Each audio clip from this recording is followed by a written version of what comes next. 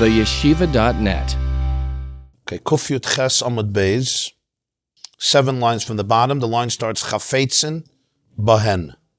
The Gemara has been exploring a story that Reb Kahana said that when Rabbi Yishmael, the son of Rabbi Yossi, fell ill, Rabbi Yehuda Nasi sent a message to Rabbi Yishmael to share with him 2 or 3 things that he has heard from his father, Rabbi Yossi, which Rabbi was curious and eager to know of.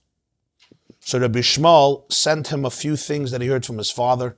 The first one was an interpretation in the verse, Hallelujah Hashem kol goyim shabachu kol ha'omim ki gavar aleinu chazdei, which we say in Hallel, and that's how this Gemara came in here, because we've been discussing the Hallel of Pesach. What his father taught about that verse, about the nations praising God, and therefore certainly we should praise it because gavar aleinu chazdei, his kindness is even stronger with us. A second interpretation, a second teaching of Rabbi Yishmael was about the various gifts that the nations are going to bring in the future to Mashiach, to the Jewish people. One through Egypt. Egypt will bring a gift, and the second one will be Cush, Ethiopia. And then the Romans will also try to bring a gift, but they will be rejected. And now the Gemara continues to share a third teaching that Rabbi Yishmael sent to Rabbi when he was ill, a teaching that again he heard from his father, Rabbi Yossi. Remember, Rabbi asked him for 2 or 3 things. Shnayim or shloisha dvarim. So now comes teaching number 3. Va'aychalach lai, Rabbi Yishmael, the son of Rabbi Yossi, sent to Rabbi yet a third message. And that is as follows, a teaching of his father. Shalosh meyos v'shishim v'chamisha shvakim b'krach roimi. There were 365 markets in the large city of Rome. 365 markets. And I guess they correspond, it's a significant number because it corresponds, of course, to solar cycle. There are approximately 365 days in the year.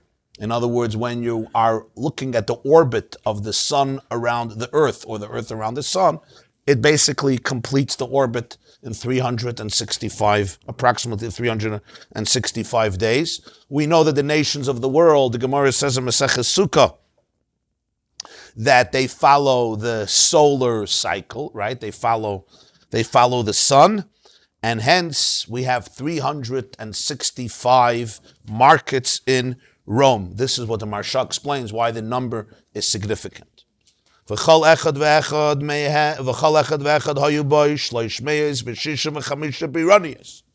each one of the 365 markets had 365 towers. Each one of the markets at Biraniyos are towers. Did I translate that correctly? 365 towers. V'chol biranis, or biranis, and each tower had 365 steps going up to the top of the tower. You ever climbed the Statue of Liberty, all those steps? How many steps are there? What's the meaning of the tower in the market?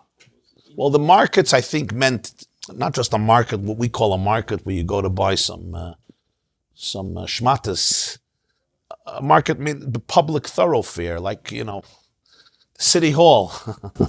But the tower was... Like, it seems like the tower represented, the Romans were extravagant. Yeah. Well, Rabbi Yishmael Rabbi Yossi is sharing this with Rabbi. Rabbi Yehuda Hanasi lived a century after the destruction of the second Beis HaMikdash. The destruction of Beis HaMikdash happened through Rome. During the end of close to the later period of the second Beis HaMikdash, the Roman Empire grew and defeated the Greek Empire. And Rome ultimately became the most powerful force in the region. It conquered Judea, of course, the Middle East, much of the Mediterranean and much of the world. And the Roman Empire continued for hundreds of years, including more than 400 years after the destruction of the second Beis HaMikdash. So Rabbi himself lived under the Roman Empire.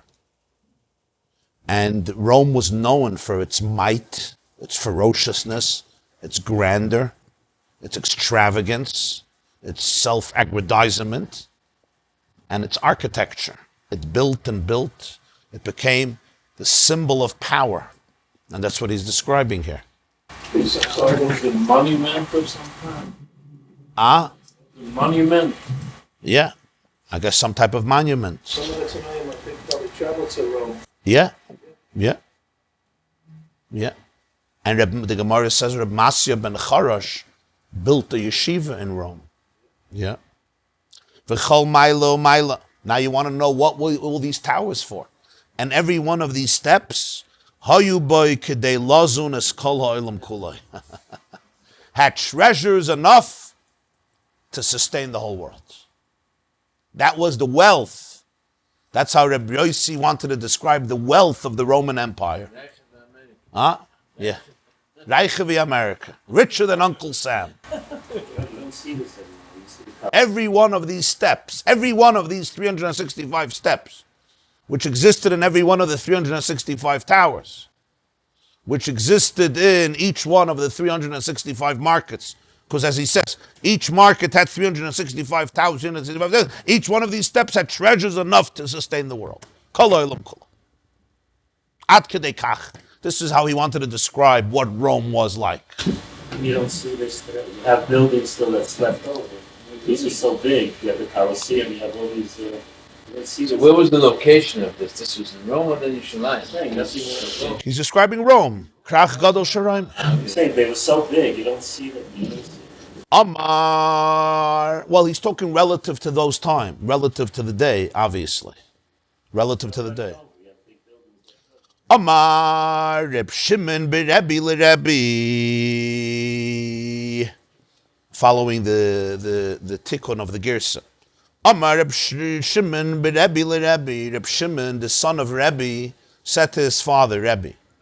Va'amri, others say that it was Rabbi Shmuel beRebbi Yossi leRebbi. It was Rabbi Shmuel beRebbi Yossi, the man himself, said to Rebbe, Hani lemon, all these treasures of Rome, who's going to end up with them? So Rebbe said either to his son, Reb Shimon, or to Rabbi Shmuel, to whom? Lecha, to you, ulechavroch, and to your friend, ulechavrusach, and to your chavrusa. That's who's ultimately going to acquire all the treasures of Rome. He says three, you, your friend, and your chavrusa, which could mean either your chavrusa, your colleague in learning, or chavrusa is your friend's friend. Shenemar. I have a verse for this.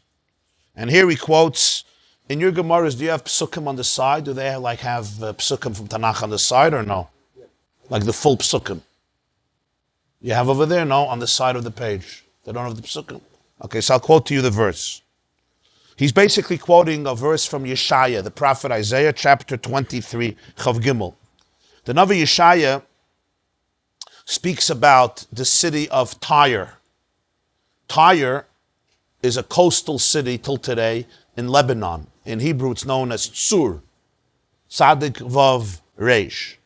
And it was considered in ancient times one of the most important centers for commerce, for business. It was considered a cosmopolitan, a very, very important city. And at some point, it became one of the most important capitals for the Roman Empire. The city Tzur occupies an important place in Tanakh. It's in Lebanon today. It's not so far from Beirut. It's a coastal city. It's beautiful, Tyre, Tzur.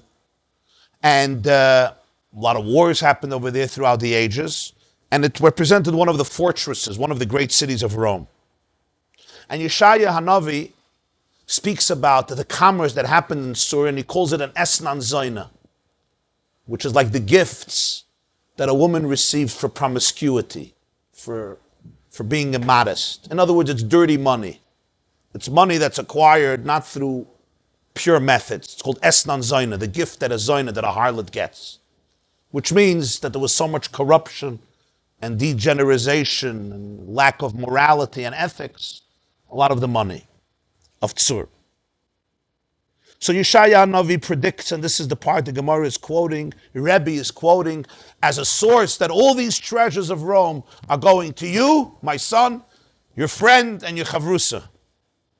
Sachra ve'esnana kodesh lashem. Sachra, from the word schayra, all of its business, all of its commerce. Ve'esnana, from the word matana, all of its gifts, all of the money. Kodesh lashem, are ultimately holy for God. Lo yeyatzer. It's not going to remain forever in their oitzeris, in their treasuries. V'lo yechasein, it won't remain forever in their storage houses. Right? You know what a machsan in Hebrew is? Machsan is a storage place. Oitzer is a treasury. So he says, Lo yeyatzer, it won't remain in their treasure houses. V'lo yechasein, it won't remain forever in their storage houses. Ki la yoshvim lifnei Hashem yiyasachra. All of its commerce will end up by those who are sitting in the presence of God. That's why Rabbi tells his son, Reb Shimon Reb Yishmael, is going to end up by you, and by Yechaver, and by Yechavrusa. L'yoshvim l'fnei Hashem yiyasachra will be all of this merchandise, all of the schayra, and the pasuk finishes, lechel, to eat it, l'sava, to be satiated by it, v'lemechasa asik. V'lemechasa asik. Lemechasa asik means to be able to cover yourself with the most beautiful of clothings. You're going to have all this money to eat, lechel, l'sava, to be satiated, like zvia, or lemechasa asik, and to be able to cover yourself. Asik is beautiful, like glorious garments and clothes. That's what the pasuk in Yeshaya says. That's what Rabbi quotes. Frek the Gemara, my lo yeyatzer. What does it mean, lo yeyatzer? Tani Rabbi Yosef explained, lo yeyatzer ze beis oitzrei sehen. Lo yeyatzer is talking about their treasure homes, where they would hide all of the grain and all of the wine and all of the treasuries, all of their food. V'lo yechasein ze beis gin zehen. That's the place where they would store and hide all of their money, all of the silver and all of the gold and merchandise. In other words, nothing is going to remain there forever stored. What did Yeshaya Hanavi mean when he said it's all going to go to those who are sitting before God? Amar Rebbe Lazar. Rebbe Lazar explained, it's not just somebody who learns Torah. He says somebody who's sitting. This is somebody who recognized the place of his friend in yeshiva. What does it mean? He recognized the place of his friend in yeshiva? So the way Rashi and the Rashbam explain it is, if you look at the Rashbam, he knows where everybody's seat is. He could say, he's there. Why? Because he's always there.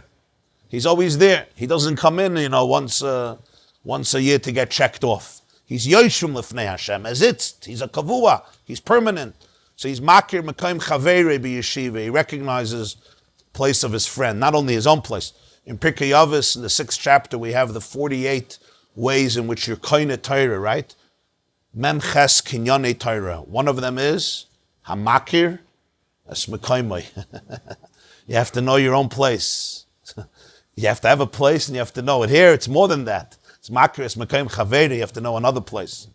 On a more spiritual level, you could say, makir es mekayim means you recognize your own place.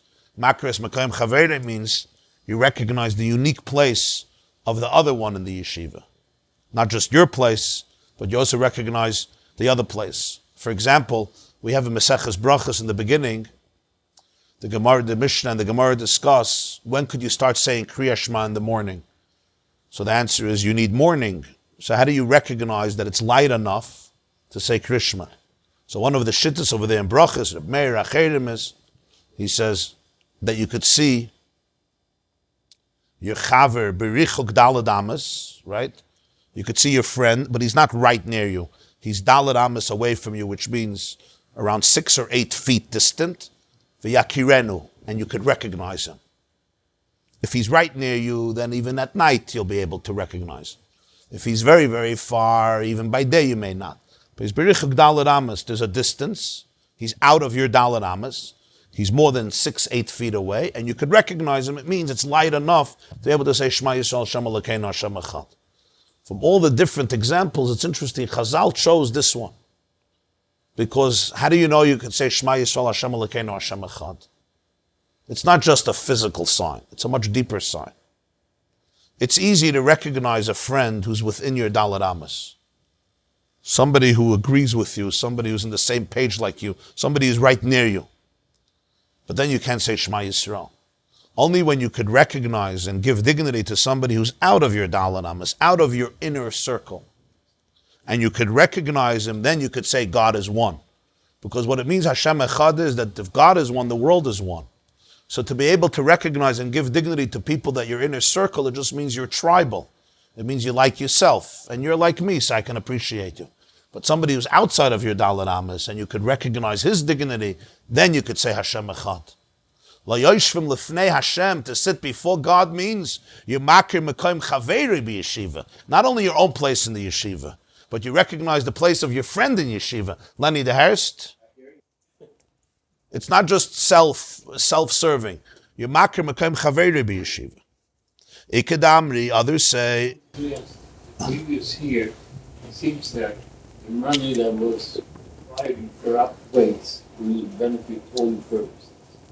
And any halachas that come out of it, because sometimes this comes up. Very good question. Somebody wants to donate money to a yeshiva, and the guy is involved in Very good question. How are we going to be you saying all this money?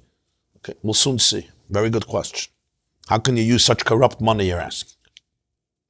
Dirty money, they call it dirty money. Huh? Yeah. Hmm? They're going to clean it up. How do you clean it up? That's a good laundering.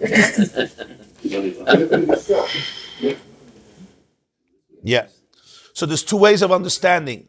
The Marsha says, that's why it says, Liyoshvim lifnei Hashem, not Liyoishev, in the plural. Because you come so often to the Beis Medrash, to the yeshiva, you know all the Yoshvim. Not only your own place, Makes Mekayma, you know everybody who sits. If you come not so often, you know your own place. But if you come very often, you know everybody's place. That's why it says, Liyoshvim lifnei Hashem. That's the literal interpretation. The second interpretation, I said, is based on the Meiri, who says, Makir Mekayim Chaveri means that you recognize the value of your friend and you want to connect to him, like the opposite of the students of Rabbi Akiva, who loy na'agu kavod zeh b'zeh, they couldn't recognize the place of another person. Ikadamni, there's another interpretation. Amir Rebbe Lazar said another version of what Rebbe Lazar said, that what's Yoshim Lefnei Hashem zeh mekabel pnei chaveri b'yeshiva, the one who welcomes the face of his friend who comes to the yeshiva. He welcomes his friend. One interpretation is that basically he always comes first. Because he always comes first, he's the one who's makabel panim. He is the one who welcomes everybody. Because it's interesting, Rabbi Eliezer said about himself in Sukkah, "May olam lo kidmani adam bebeis hamedrash." Rabbi Eliezer, the Tana, said, nobody was ever before me in Beis Medrash. There was no such a Metzias. It's like Rabbi Litzman in the morning. I try to come before him. Ich kenisht. When do you come? I don't know, 3 a.m, 2 a.m. He probably sleeps. I don't know. But Rabbi Eliezer says, nobody ever came to me before the Beis Medrash. That's Yoshrim Lefnei Hashem, is the pshat, that he welcomes everybody in the Beis Medrash. Or another pshat is, Mekabel Pnei Chaveda, is he makes everybody comfortable in the Beis Medrash. He welcomes everybody. He's the person who, it says one of the ways of connecting to the Torah is Dibuk Chaverim. He connects with people. He's Mekabel Panim them. He welcomes them. That's the Yoshrim Lefnei Hashem. So these are the people who are going to receive the treasures of Rome. That's why Rabbi said it's for you, it's for your chaver, it's for your chavrusa. Frag the Gemara, Mai lemechasa osik. It says this merchandise is going to go to eat, to be satiated. Ulemechasa osik. Literally, it means ulemechasa osik means to cover yourself up with beautiful clothes. That's the literal interpretation. But the Gemara says, from all things, the pasuk chooses this. It means something much deeper. It's actually part of the qualifications of the people who are going to receive these treasures. Asik, lemechasa asik, he connects to a very interesting pasuk in Daniel. When Daniel describes a vision, Daniel chapter 7, he says, I saw Atik Yoimin, Asik Yoimin. I saw the Ancient One in days sitting. His garment was like white snow. The hair of his head was like white fleece. I saw Atik Yoimin, the Ancient One in days. Atik or Asik means old, very old, ancient. Yoimin in days. God is called Asik Yoimin in the ancient days because he is the primal mover. He is the one who precedes all of creation. So it's the oldest. In other words, he's the ultimate kadmai, the primordial reality that transcends time, space, and matter. That's called Asik Yoimin or Atik Yoimin. The famous Kabbalistic term, Atik Yoimin, comes from this verse in Daniel, which the Gemara is now discussing. Asik, so it's referring to Hashem. So he says, Maila mechasa Asik, lo mechasa Atik, zeh ha-mechasa dvarim shekisa Atik Yoimin. It's the person who keeps covered those things that the Atik Yoimin, the Ancient One in days, covered.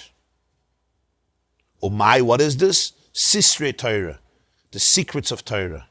The secrets of Torah. The Rashbam says that Sisrei Torah is Maisa Merkava, or Maisa Bereshis, or Pirusha Shel Shem. It's the workings of the chariot, and the workings of the chariot, the secrets of creation. The workings of the chariot is the famous prophecies of Yecheskel about Hashem, the secrets of creation, and finally he says, Pirusha Shel Shem. Pirusha Shel Shem is how to pronounce God's ineffable name, the Shem HaMeforish. So he says, L'mechasa Asik, the one who keeps covered that which the Atik Yoimin, which Hashem eclipsed. He is from those who receives this treasure. Ikadamri, another interpretation, Zahamegala Dvarim Shekisa Atik Yoimin. It's the one who reveals those things that Hashem covered. Hashem covered them initially, but then gave permission to reveal them. Whoever reveals them merits these components. My niyu, what is this? Tamei Torah, the reasons of Torah. What has to remain covered is Sisrei Torah, the secrets of Torah. But the Tamei Torah, the reasons of Torah, this he reveals. Because these are things that Hashem gave permission to reveal. So you have two interpretations. L'mechasa Asik, things that Hashem covered, he also covers. Because as the Gemara says, there are different limitations of how to reveal the secrets of Torah to whom and when and under which circumstances. And then there's the second interpretation, that which was originally concealed, but Hashem gave permission to reveal, he actually reveals those things. And that is Taimei Torah. Not Sisrei Torah, but Taimei Torah. The Geschmack of Torah. The word Tam is like the word flavor. The word Tam means a reason. The word Tam also means a taste. Because when something has a reason, it has a taste. So Taimei Torah are the flavors of Torah, the reasons of Torah. The Geschmack of Torah. Tam u'eru kitov Hashem. Lane, is that a different word? Tam? It's also connected to the Taimim. The Taimim are the trop, the musical cantillations for each word. But that's part of Taimei Torah. Remember that in the olden days they didn't have printed chumashim. So the way you sang the trop allowed you to understand the structure of the pasuk and the meaning of the pasuk and the sequence of the pasuk. The trop, today we don't focus on it so much because you have a chumash with periods and commas and hyphens and colons and this. When you had a Sefer Torah or you listened to it, it was the music that gave people to understand punctuation, exclamation points, question marks, new sentences, new parsha. The Chaim of trop is one that it gives structure to the verse. It gives a tam to the verse. You can understand the words. If you study the trop, you'll see. Here there's an asnachta, that's a break. Here there's a mapach pashta, it's a continuation. Kadma va'azla, every one of the trop is representative of where the word fits into the structure of the sentence to be able to understand it. So that's why it's called Tamei HaMikra. It's not just stam music. It's music that is connected to the flavor, to the reason, to the logic, to be able to understand the psukim. That's also the word taimim. These go all the way back. Yeah. Even the best names. Yeah. This is part of Torah Shabbal Peh. It's not written in the Sefer Torah. This is part of the oral tradition of how to sing every single word. Da-dum, da-dum, da-dum, da-dum, da-dum, da-dum. They say from the Vilna Gaon, I saw once, that he said that hypothetically, if you didn't have the text of the Chumash, you only heard the song, you can reconstruct the whole text.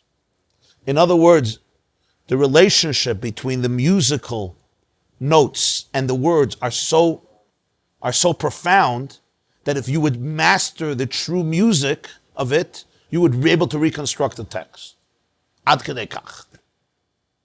If you really mastered it. That's how much there is the kinship between the music and the words, between the notes and the words. So that's also called Tamei Torah, the timing of Torah. This has to be revealed, obviously, to our capacity. Initially, it was concealed. That's why it's l'mechasa atik, but he's megalit. So it's two opposite interpretations of the schar is coming for concealing, the Sisrei Torah, or the schar is coming for revealing the Tamei Torah. The Marsha says something very interesting, and he says that the reason that the Tamim were initially concealed is because they give room, they create the opportunity for tremendous error. For example, Shlomo HaMelech looked at the mitzvah that said, king shouldn't have too many women. Lo yar b'lo nashim. Why?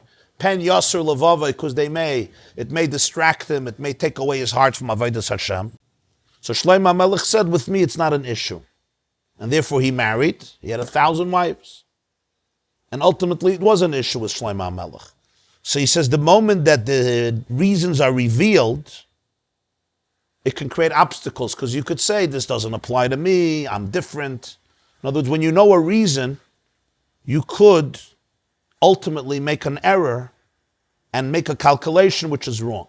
So initially it was given without reasons.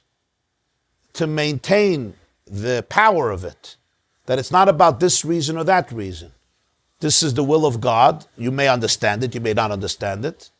And therefore there's no room for exceptions and say, it doesn't apply here, it doesn't apply to me. You don't play games with it. That's why initially it was concealed. But it doesn't have to be concealed forever. That's why the Chachamim were Megala a lot of these reasons. Not all the reasons, but a lot of the reasons they were Megala. And because the foundation was one that transcended reason, it could be maintained, and its power of it is maintained, even if you think that the reason doesn't apply. When it says the Iyar to Arvei, it could be both. It could be both reasons. Doesn't. Yeah. No, it's two separate things. There's Sisrei Torah and there's Tamei Torah. Nister v'nigla. Seems like it's Nister v'nigla. Yeah, and Sisrei comes from the word Nister, concealed. Yeah. Sagt die Gemara weiter. So this is what happens with the treasures of Rome on each step of the 365 towers in each of the 365 markets of Rome. This was the third teaching that Rabbi Yishmael sent to Rabbi from his father, Rabbi Yossi. It's interesting that all of his teachings refer to the relationship between the Gentiles and the Jews. Halus Hashem Kol Goyim, the gifts that are going to be brought to Mashiach, and finally the treasures that are going to end up by the Jews. And they all have this common theme, and that is that the Gentiles ultimately are looking for a relationship with God. Hallelujah Hashem Kol Goyim, they're going to bring gifts to Mashiach, and the treasures are going to come to the Jews. These are all the three teachings of Rabbi Yossi that Rabbi Yishmael gave over when he was ill. Amar Reb Kahana Mishum Rabbi Yishmael b'Rabbi Yossi. Reb Kahana said a fourth teaching in the name of Rabbi Yishmael, the son of Rabbi Yossi. This is a fourth teaching that wasn't sent over to Rabbi at that time, that we know. My diksiv, what's the meaning of the pasuk in Tehillim? Right away in the beginning of Tehillim, chapter 4. Lam natseach ben ginois mizmor leDavid. How do we translate lam natseach? You know what a menatseach is? A conductor. Till today in Hebrew, a menatseach is the choir master, the conductor, the one who conducts the symphony, the one who conducts the concerto. These were poems, chapters of Tehillim that were sung by the vocalists in the Beis HaMikdash every morning, afternoon, Shabbosim, Yamim Tovim. There was the Shiras Halaviyim, and they were divided into two parts. You had the musicians and you had the vocalists. Yeah. You had to conduct the two. There was someone conducting, not singing. Yeah. So literally, Laminatseach is basically to the conductor, Mizmor LeDavid, singing a poem that was composed by David. However, grammatically, there's an issue. There's an issue. What is the issue here?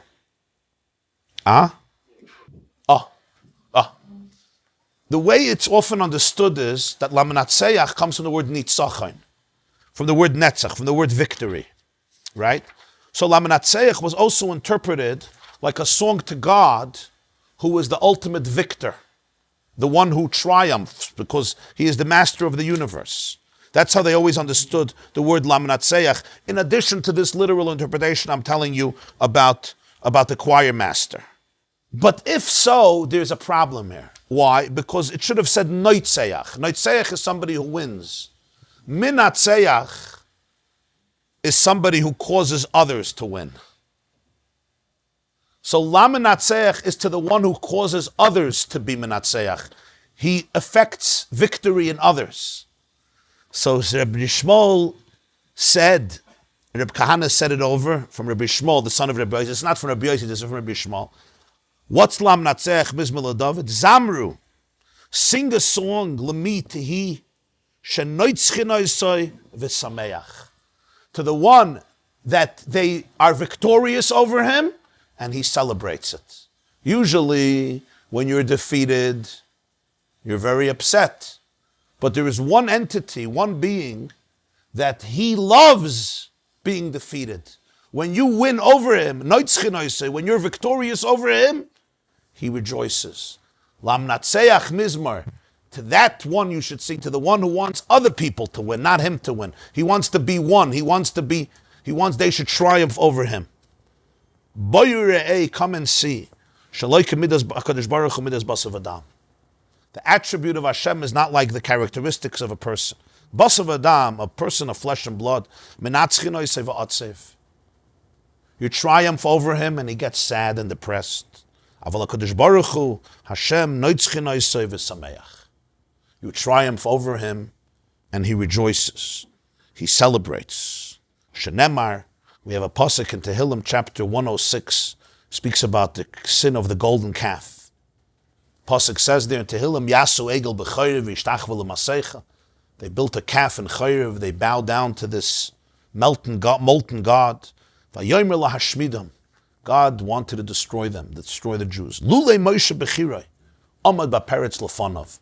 If not Moshe, his chosen one, who stood up and rebelled against him, lahashiv chamasem mehashchis, to remove his wrath. So Hashem wanted to finish off the Jewish people. Moshe Rabbeinu, his chosen one, stood up and fought it. And who won? Moshe Rabbeinu won. He triumphed over his creator. And the pasuk, which is written by divine inspiration, doesn't lament it. The contrary, it praises him. He calls Moshe Bechiroi, his chosen one. What do you mean his chosen one? He's the one who rebelled against him.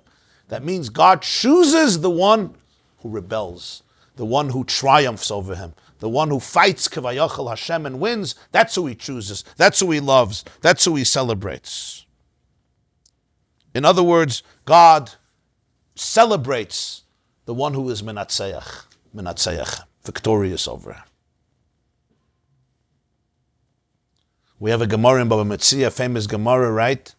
Rabbi Eliezer had a whole debate with the Chachamim about a certain oven, Tanur Achnoi, if it was pure or impure. And there were all these miracles that Rabbi Eliezer performed in order to show that he was right. And then there was a voice that came from heaven and said that the halach is always like Rabbi Eliezer. And Rabbi Yeshua stood up and said, Torah loy b'shamayim ein mashgichin b'basko. Torah is not in heaven. We don't pay attention to voices. The halach is established down here. The majority argues with Rabbi Eliezer, and that's the halacha.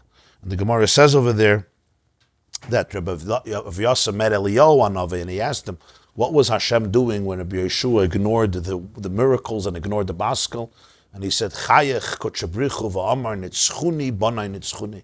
God smiled, he quelled, and he said, my children triumphed over me, they triumphed over me. The Noyam Elimelech, Rebbe Melech of the Gen says, that's the pshat we say in Ha'aderes ve'emunah. Hanoi v'hanetzach l'chayei lamim. Right? What's the connection? Beauty and victory to the one who lives forever. What's the connection of beauty and victory? He says most people, for them, beauty is when they win. When somebody else wins, it's not beautiful, it's ugly. He says, Hanoi v'hanetzach l'chayei lamim. For the chayei lamim, the greatest beauty is when you win over him. When his children triumph over him. Nitzchuni banai nitzchuni. Kavayachol, they triumphed over me. This is his greatest pleasure, his greatest nachas. That Moshe Rabbeinu stood up and said, no, you're not going to kill the Jewish people. This is what he appreciates. Lamnatseach, to such a being you should sing. Menatseach, somebody who wants to be defeated. You should be victorious over him. Yeah. Yafe koyach haben mi koyach av. The child comes out, yeah. With Malach, when they protest, Hashem gets upset. Yeah. He wants the nitzach. Reb Kahana gave another teaching in the name of Rabbi Shmuel, the son of Rabbi Yossi. Or V'Rabbanan Amri, there's another version. The Rabbanan said, Reb Shimon ben Lakish, Mishum Rabbi Yehuda Nesiya.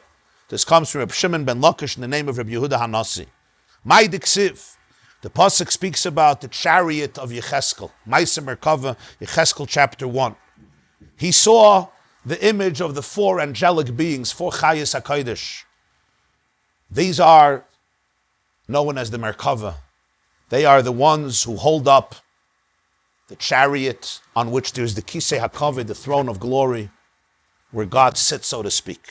It says, V'yidei Adam mitachas kanfeim. There's something that appeared like the hands of man under their wings.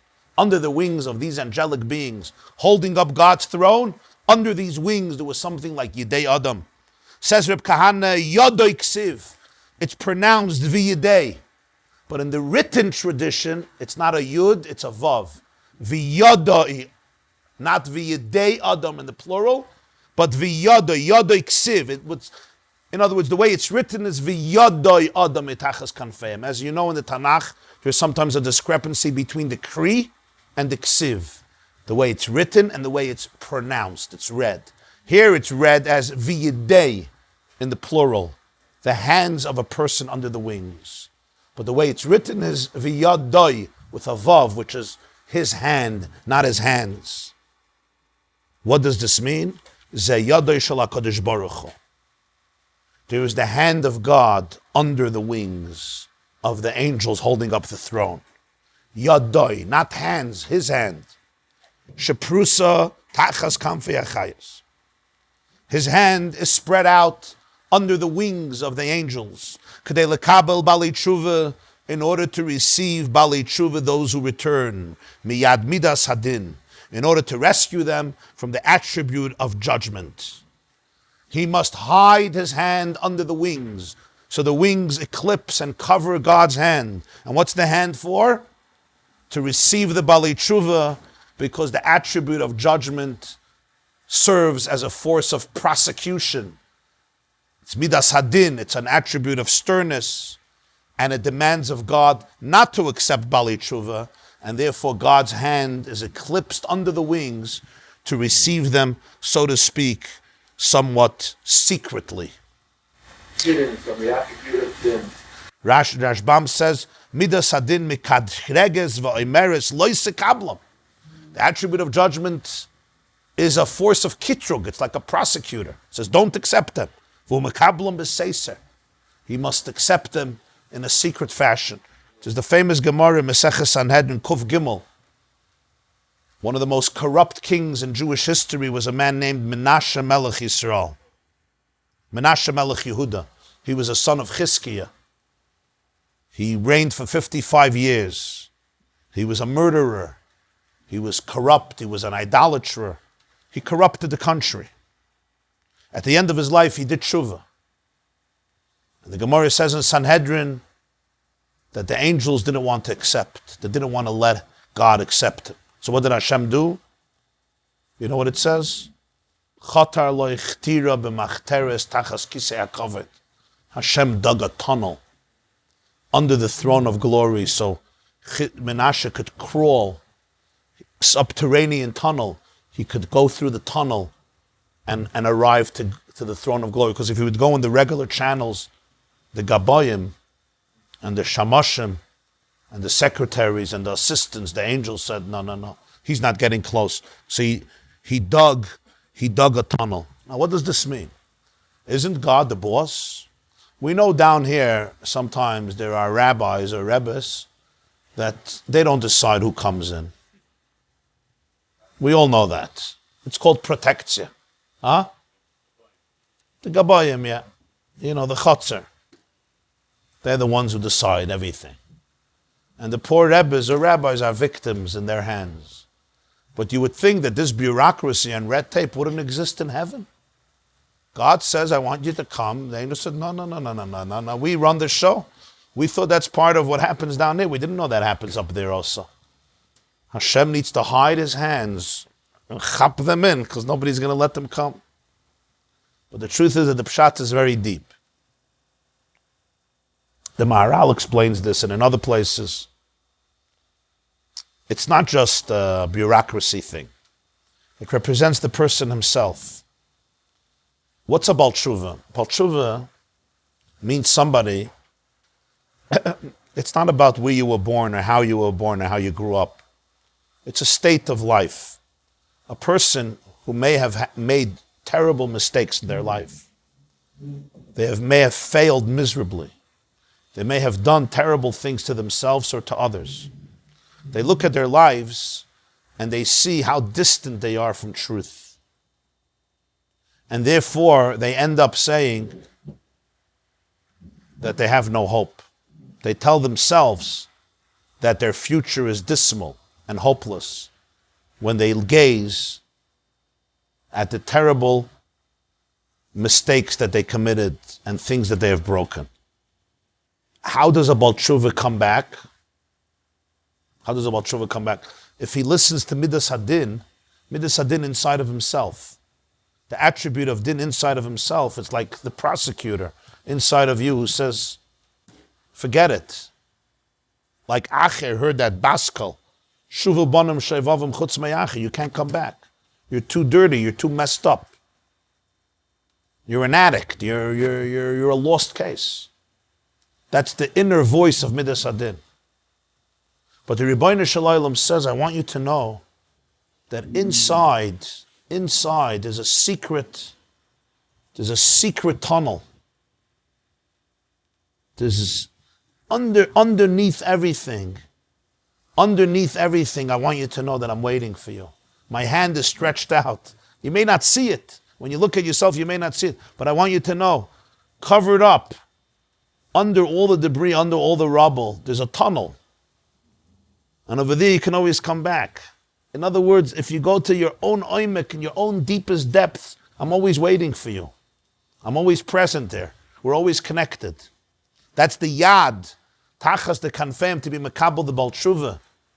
You have to go into your own secret. You have to go in to that which may be eclipsed under all of the fanfare of life. Amar Rabbi Yehuda Amar Shmuel. Rabbi Yehuda said in the name of Shmuel. Kol kesev v'zav sheba'olam Yosef liktei v'aviyeh leMitzrayim. All the silver and gold in the world, Yosef gathered and brought to Egypt.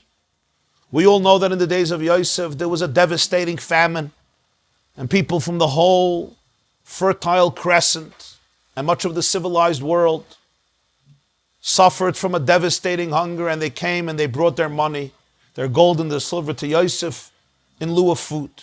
So Yosef gathered all the gold and silver. Shenema, the pasuk says in Parshas Vayigash, Vayilakit Yosef es kol hakesef hanimtza be'eretz Mitzrayim u'be'eretz Canaan b'shever Hashem shovrim vayavi Yosef es hakesef beis paroi. That's the whole pasuk. Yosef gathered all the silver in Egypt and in Canaan. Those were the two big countries, of course, where the famine reigned: Canaan, Eretz Yisrael, and Egypt. And Yosef collected all the money that came from these countries, and he brought the money, the silver, into the house of Parah. From this pasuk, you only know about the silver in Egypt and Canaan, because it says all the money from Egypt and Canaan. Shara Ratza Isminayin, how do you know other countries as well? Talmud Loima, that's what the pasuk says. V'chala aretz bo Mitzrayim alishber el Yosef ki chazak harav b'chal aretz. From the whole world, they came to buy grain from Yosef in Egypt because the famine was everywhere. In other words, people came from the whole world to buy food, and they gave Yosef their silver and their gold. And when the Jewish people came up from Egypt, they took all this money, the silver and gold that Yosef took and gathered, Yosef's money. Ultimately, the Jews took. Shenemar, the pasuk says in Boy, Vashem nosan aschenam bein Mitzrayim vayashilum vayinatzlu es Mitzrayim. The Jewish people emptied out, vayinatzlu. They evacuated not only themselves, but they emptied out Egypt. And the Gemara gives two interpretations for the word vayinatzlu. Rabbi says, Asu kemitzuda zu she'ein ba dagon. They turned Egypt into a net without grain. Mitsuda is a net in which they would trap birds. In order to attract the birds, they would put morsels of grain in the net so that the bird would come eat, and then they would be trapped in the net. The Jewish people who emptied out Egypt from every last iota of silver and gold turned it into a mitsuda, into a net which has absolutely no grain, and therefore no birds are coming. So vayinatzlu means emptied out, but he says vayinatzlu is like nun and dalid are one of the two letters that are exchanged in Hebrew. Tosfos says, you see v'darish, you see Tosfos, derech tzayad yoifes lahasim dagan b'mitzuda v'darish vayinatzlu vayinatzdu ki lamid mischalefes bedalas b'mekaymes Arvei. Lamed and Dalet are from the letters that you need a tongue. You need a tongue for. Lamed and Dalet. So they're exchanged. And therefore, the Lamed and the Dalet, vayinatzlu, vayinatzdu, they empty it out like a mitzuda. What's a mitzuda? Like a net that doesn't have any dagon in it, any grain in it. And the birds are not coming anymore. So there's the last piece of grain. They took everything out of Egypt. Reb Shimon ben Lakish says, Kimitzula she'ein badagim, like a pond without fish. Vayinatzlu, it's like from the word mitzula isyam, the depths of the sea. So basically they emptied out Egypt. It was like a pond without any fish. There was nothing left. The first one is Mitzuda Shein Badagon, and the second is Mitzula. He says Mitzula is a pond. Mitzula is a pond devoid of fish. The depths. The depths. The depths of the waters. The depths of the waters that don't have fish. I saw he brings from the Ben Yehoyada.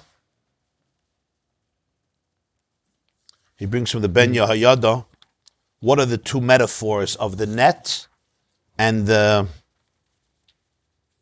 net and the depths of the water that was emptied out of fish? So he says they're not arguing. Reb Asi is talking about emptying out Egypt from its physical wealth. So therefore he compares it to the net without grain. Because he says, even when the birds stop coming and the trapper is not interested anymore in more birds, there will always be some leftover morsels of grain. It's not going to be completely empty. You have a crumb in the net, the crumb is going to remain there. And the point is that, of course, it wasn't empty completely. There was still the morsels that remained in Egypt. Some silver and gold remained in Egypt. Rish Lakish is talking about evacuating Egypt from the spirituality that was there, from the nitzutzas hakadusha, from the divine sparks that were there.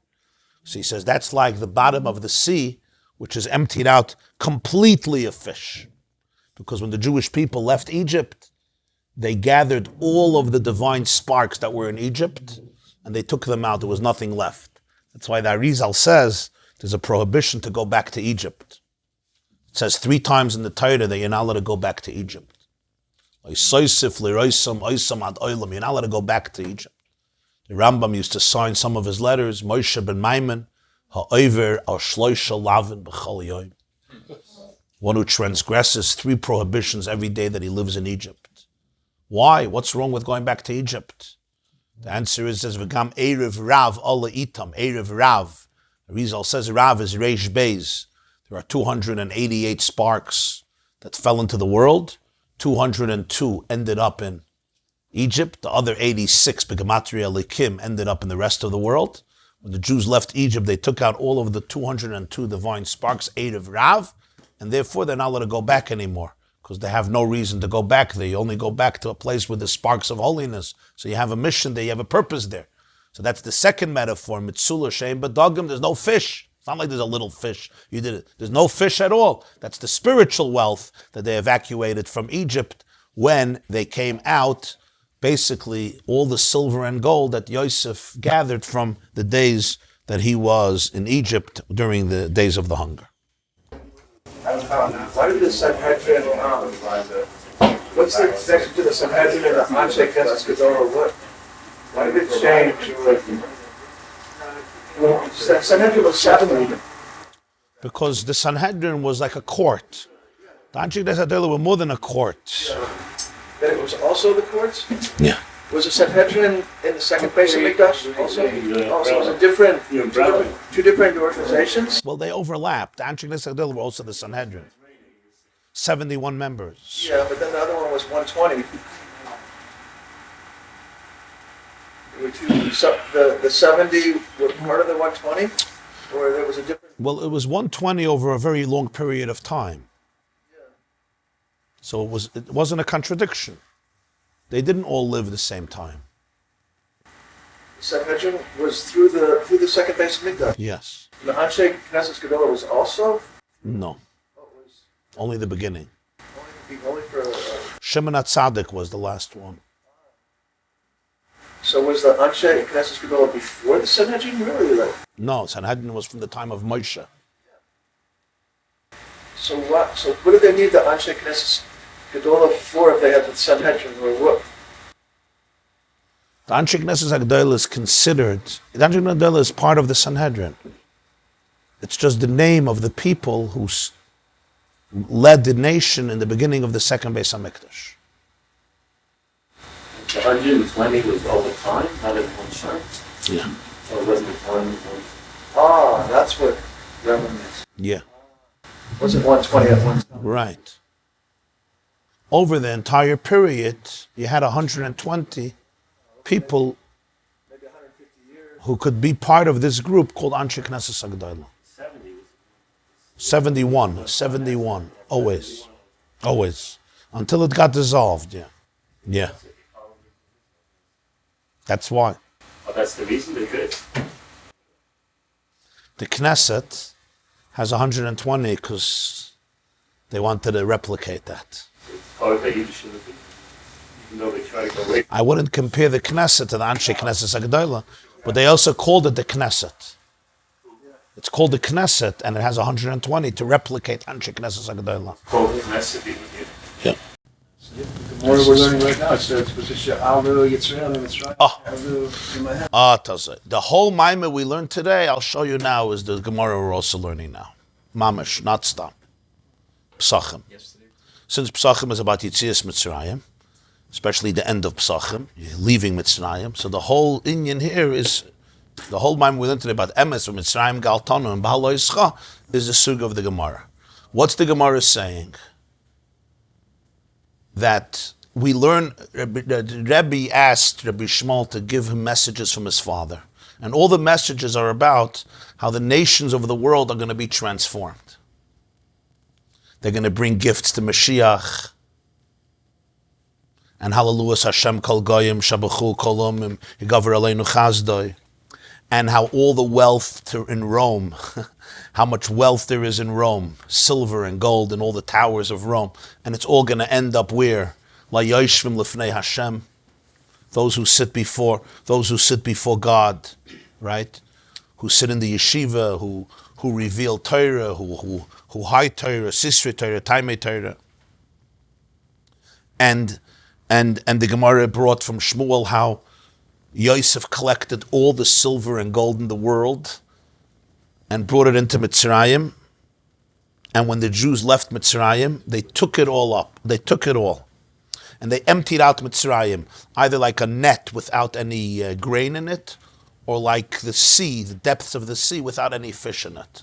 So what's the point? What's the meaning of all this? What's the meaning of all this? So it says in Sifrei Chassidus that the word kesef, like we learned in Likutei Torah, is ahava, love. Yosef, it says this, the Shem Shmuel writes it and others, Yosef collected all the love from the whole world. The kesef, all the love from the whole world, he brought into Mitzrayim. There's a vart from the Kotzker Rebbe. It's a very, very powerful vart. It's like, it says with the Tishma Ma Kotzker Rebbe Amar. You're familiar with the era of Romanticism. Huh? The era of Romanticism. Listen what he said. He said, when the Baal Shem Tov came to the world, he opened up in heaven Heichel Ha'ava. This the Shem Shmuel writes, he heard from his father, the Avnei Nezer, who heard it from his father-in-law, the Kotzker Rebbe. So it's mamish, it's direct. The Baal Shem Tov opened up the chamber of love of the chamber of love in heaven, Heichel Ha'ava. And he brought down a tremendous koyach of ahava. And that's why he says the first generations of Chassidim and their Rebbes, there was a tremendous ahava. You see from their Svarim, the Avos Yisrael that they revealed. The whole Yesod of Chassidus was Avos Yisrael. The love of all Jews, to love every person, the lack of judgmentalism, the Baal Shem Tov, and all of his Talmidim. And the Kotzker Rebbe says for a few generations, the love was so powerful, it was overwhelming. You saw it between Chassidim, you saw it between the Rebbes and the Chassidim and their Rebbes. The Kotzker Rebbe said, now we see that it got diminished. And he said what happened was the flow of love was so powerful that all the Chitzonim, the world, took it and a whole new literature of romance developed. And it's all from the Baal Shem Tov. It's the Yenikas HaChitzonim. The whole era of romanticism and romance and all that, he says they were taking from that ahava, that source of endless love, and using it for their own purposes and distorting it. So he says, so the tzaddikim closed it up. That's what he says. They closed it up somewhat. They put a lid because it was all over the place. Huh? You know, when there's a flood in the house, you close the water, you go down to the boiler room and you shut the main, and there's no any water. Nobody has water. The sinks also don't have water because you don't want the earth to get flooded. That's what he writes. Mamashi says this. So the idea here is that Yosef collected all the ahava, all the avas from the world, all the love from the world, and the yira, and he brought it to Mitzrayim, and the Jews had to take it with them. They had to take it. That's the pshat. They took all the netzutzas of Kedusha in Mitzrayim, that it all could be elevated, it all could be sublimated. That was the point of what we learned in the Behaaloscha Maimer, that the shuruk can also become a segel. In other words, all the love, there's an energy there that you can elevate, you can sublimate. So they take it all out of Mitzrayim. And they empty out Mitzrayim of all the silver and gold. And now the Gemara continues the story, how it develops throughout history. We are up to Kuf Yutes Amud Aleph.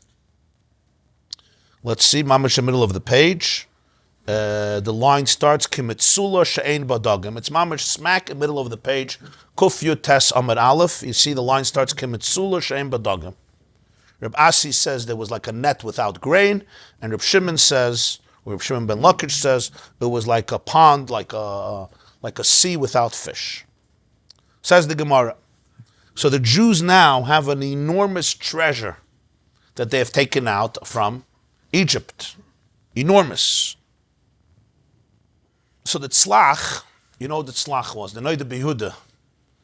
The Noida Behuda wrote a commentary on Gemara called Tzlach. Tzion Lenefesh Chaya, written by Rabbi Cheskel Landau, the rabbi of Prague.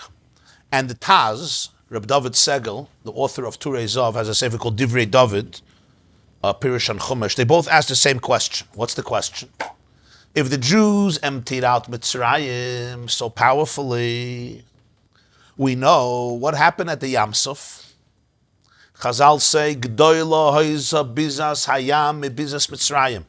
The amount of spoil they got at the Yam after the Egyptians drowned was greater than the money they took out of Egypt. The Gemara says here that what? When they left Mitzrayim, hello, Iman, they took the gold and silver. And the Chazal tell us Egypt was like a sea without fish, no treasures, and like a net without grain. So how is it that by Kriyas Yamsuf, there's a whole new Bizas Mitzrayim? And the Mechilta says it's greater than Bizas Mitzrayim. Azoi, Frekt Tzlach, and the Taz. I asked myself the question yesterday. So I was thinking maybe as you know, they had such heavy loads. When it came, they were walking down the Yamsuf. It's to give man, they took care of it. It ended up on the other side. They came with That's how I were encrusted with gold and silver and precious What they stones. took out. saying they had such loads. Imagine, you know what they emptied out of Mitzrayim. And they wanted How'd they get it across? you know, You know, try going they across. wanted to pick it up. on And the Yamsuf. said, leave it, forget about it. Huh? They wanted to pick up the treasures there. And Moshe Rabbeinu said, leave it, we're going. Forget about it. So it's interesting that Tzlach writes that Rashi in Maseches Brachas says Kimitzula Shem Dagan means that there was no money left. They took out everything. There was no money left. Like all the grain, all the money was taken out. He said, if not for Rashi, the Tzlach said, I would have said Pshat is, they just took out the Nitzutzis of Mitzrayim, the holy sparks, but money was left. But he says, Rashi says that they took out all the money. So that how did they have more? So there's a few famous answers that are given. The Taz, the Divrei David, and the Ein Eliyahu, they say that that's why there's a second Pshat, Kimitzula Shein Badagim. Why does Reb Shimon ben Lakish give the second interpretation, Kimitzula Shein Badagim? What's wrong with the first one? Because he says, what he's trying to say is that they only took the silver and the gold that was revealed, that was exposed.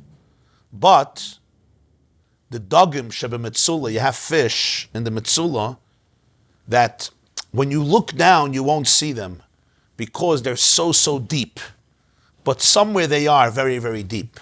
So he says, Kimitzula Shem Badagim means that they took everything that was visible. It doesn't fit either. It doesn't fit either because during the 3 days of darkness, they went around and saw everything. They saw everything in the houses that were exposed, that they could see.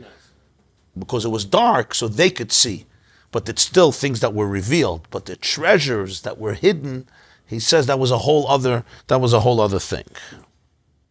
That's what they got after the precepts. Yeah. The hidden stuff. How did it get there? What? How did it get there? The Egyptians took that with them. And that's they took treasures. It says in the Rashbam is going to say later in the Gemara that a lot of ancient kings, when they used to go to war, they used to take their greatest treasures with them because it was a way of motivating the troops. Look what we're fighting for. And if they would lose, the enemy would immediately have access to great treasures. It was almost like they put everything on the line. They wanted to show, look what we're fighting for. Spoils of war, yeah. So you didn't have to go back. That's what the Rashbam says later in the Gemara. So it could be that's where they brought it to Kriyas Yamsuf. That's one pshat. That's what the Taz Tain says. That's the Mitzula Shem Badagim.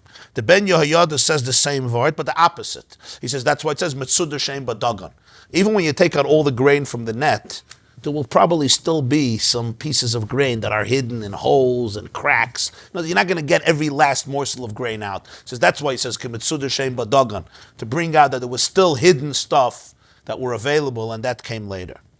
The Tzlach brings an answer, actually in the name of his son, and he says that the Jews only took the gold and the silver that they borrowed from the Egyptians where they lived, which was in Ramses. They took that money, or from the main cities where they were before they left. These places were completely empty. But Egypt was a huge empire. A lot of other cities, from there they didn't take the gold and the silver. That's where they got the Bizas Hayab. Another answer is brought in a sefer called Zerah Yaakov, and he says the Jewish people took everything from their neighbors. It says from their neighbors, from their colleagues, from their friends, so to speak. So they were emptied out. But Paro himself, he never gave anybody anything. And when the Egyptians ran after the Jews by the Yam Suf, headed by Paro took his own treasures. Those treasures were greater than everything else, because you understand that the treasures that Paro had were far greater than the treasures that he allowed his subjects to have. So this came from Paro himself. Okay, these are just different interpretations I wanted to bring out. What happens now? The question, of course, is where is all the money? Okay, Kesef Minalan, where's the money? So the Gemara now enters into a fascinating historical process that's going to go through now a few hundred years. The Jews leave Egypt, just for history purposes. They're 40 years in the desert, right? They leave Egypt in the year 2448, They leave Egypt in the year 2448 since creation. Okay, Matan Torah happens the same year. They enter into Eretz Yisrael 40 years later. That's 2488. Okay, they're in Eretz Yisrael for approximately 480 years when Shlomo HaMelech begins to build the Beis HaMikdash. For almost 500 years, there was no Beis HaMikdash. There was a Mishkan that ran around in different places. After 440 years of entering into Eretz Yisrael, or 480 years since Yetzias Mitzrayim, Shlomo builds the Beis HaMikdash, which stands for 410 years and gets destroyed by the Babylonians. Okay. Of course, Shlomo HaMelech is the second king of Israel. Shaul is the first. David is the first one from David, from the dynasty of David, Yehuda. Shaul came from Binyamin. And then Shlomo is his son. Shlomo passes away and he's succeeded by Rechavam, by his son. Okay.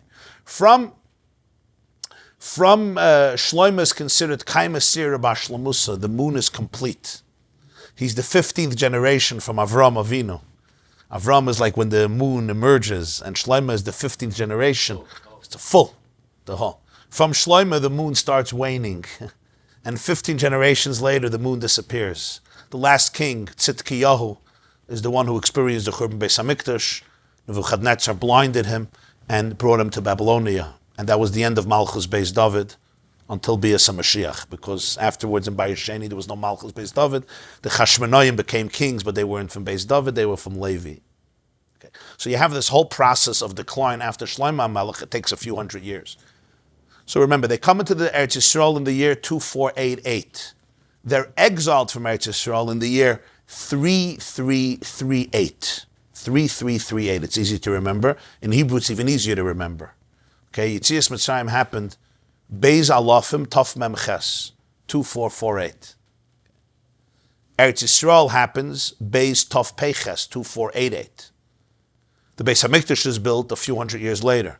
The Beis HaMikdash is destroyed Gimel Alafim Shin Lamed Ches, which is Shilach, the year that he sent them away, which is 3,338 since creation. That's when the Beis HaMikdash is destroyed. The Gemara is now going to go through in one sweep all these few hundred years, almost 1,000 years actually, from Yetzias Mitzrayim till the Churban Beis HaMikdash, in terms of the wealth that Yosef brought to Egypt and that the Jews collected and brought it all up from Mitzrayim with them, which, as we explained spiritually, also means that they had to take all of the love in Mitzrayim, all of the energy in Mitzrayim, the love and the awe, the kesef and the zav, and bring it all with them, which we call the Nitzutzei HaKedusha. And that's what the Gemara continues now. V'haya munach, the money, the wealth. You see V'haya munach? The line starts, Kimitzula she'em badagim, mamish smack in the middle of the page, Kuf Yutes Amud Aleph. V'haya munach, the wealth, it sits by the Jews for more than 500 years, ad Rechavam, until the era, the generation of Rechavam. Who is Rechavam? Rechavam is the son of Shlomo. It's more than 500 years, because again, Yetzias Mitzrayim happens 2448. That's when they take out all of the money. Rechavam becomes a king in the year 2964 since creation. 2964, that's when Rechavam becomes the king. So they left 2448, right? So you can go to 2548, 2648, 2748, 2848, 2948, 500 years. And then, almost 2 decades later, Rechavam becomes the king after the passing of Shlomo HaMelech. Of course, as we know, Rechavam is a king, but the kingdom splits. Most of the Jews rebel against him, and they create 2 separate meluchas, the southern kingdom and the northern kingdom. The northern kingdom is led by Yeravam ben Nevat. He is from Shevet Ephraim, from Yosef. Rechavam is a son of Shlomo, grandson of David. He's the Melech Beis David. He only has 2 tribes under him, Yehuda and Binyamin. But the 10 tribes, Aseres HaShvatim, are under the authority of Yeravam ben Nevat, who is the Melech Yisrael, who sets up his kingdom in the north of Eretz Yisrael. And from that day, Klal Yisrael in Eretz Yisrael will split. So it was only David and Shlomo, and that was it. And after Shlomo, it split, and it remained split for hundreds of years, until the Assyrian Empire conquered Eretz Yisrael and exiled the 10 tribes, and their whereabouts have been lost till this very day. Within 150 years, we don't hear from them anymore. They completely assimilate. Until today, we don't know what happened to most of these 10 tribes. I mean, some of them probably stayed around in Eretz Yisrael, but most of them have been gone till then. And Yehuda and Binyamin still remained in Eretz Yisrael, but they were exiled, of course, 150 years later by Nebuchadnezzar, by the Babylonian Empire. So we're either from Yehuda. No, we are either from Yehuda or Binyamin, but we could be from one of the 10 tribes, because it's very possible that some individual 10 tribes were living in the territories of Yehuda and Binyamin, and they remained intact. The majority of the 10 tribes, their cities, their centers were gone, right? Just like today, it could be a Yid who grew up in Yerushalayim, but he's living in Tzfas, or he's living in America. So it's not that all the 10 tribes disappeared, right? That's why we say in the Nasi, there's a Yehi Ratzin that you say after the Nasi from the Shalah, right? You say, Be'im ani avdecha min shevet Yisachar, right? Or Zvulun, or this shevet, or that shevet. What do you mean? How could you be? The answer is, we have Jews from all the Shvatim today, but the majority with either Yehuda or Binyamin, or you have, of course, Levi, which are the Chaim and the Leviim. The majority were exiled, but not all of them. Okay. How long after the power did The split? Shortly after, yeah. Rechavam basically imposed more taxes. They came to Rechavam and they asked him, They came to Rechavam and they said, listen, we had a very hard time under Shlomo, because Shlomo taxed the Jews very heavily in money and also in terms of labor. To build the Beis HaMikdash, he built this extraordinary Beis HaMikdash. And they asked Rechavam to ease the burden. So he consulted 2 sets of advisors. The older statesman who worked for his father, and his friends, who he used to play ping pong with and go pizza mitzvah Shabbos on Coney Island. So the older statesman said, they're right. You got to relax. Show them goodwill. They told him, Im ata tia eved la'am hazeh. If you're going to be a servant to the nation, they will serve you. But you have to be an eved. You have to serve them. And if not, it won't be good. But his young friends said, no, show them a strong hand. Tell them I'm going to make it even worse. You're going to be my slaves. And he did that. And when you pull the rubber band a little too much? They said, goodbye, Charlie. And they staged a mutiny against him. And they made a new king. And 10 of the tribes of the Jewish people separated. And from that day, there was no one nation anymore. And it weakened the entire fabric. In other words, the natural devolution till the Churban happened from that split. Because once that split happened, they were not united. From a military perspective, from a political perspective, from a spiritual perspective, and it weakened everybody, and that was it. And the relationship between them was antagonistic and sometimes full-blown war. So it changed everything. It changed everything. You will see there's not a single destruction in the history of Judaism that didn't come from Jews fighting with each other. From the first one, from the first Galus with Yosef, was Yosef and his brothers, every single one. the first Beis HaMikdash, the second, the Gemara says sinas chinam. All the destructions that happened to the Jewish people, all the gullus, and ultimately it begins with Jews not knowing how to get along with each other. So it's our challenge. Huh? Chalmaniki, during that time also? Yeah. The Rebbe would always say that the Gemara says that sinas chinam is the cause of galus. We have a klal in halacha, batal hasibah, batal hamesuvav. Meaning, if you get rid of the cause, you get rid of the effect. The reason the Chazal are telling us is if you want to get rid of the effect, you have to get rid of the cause.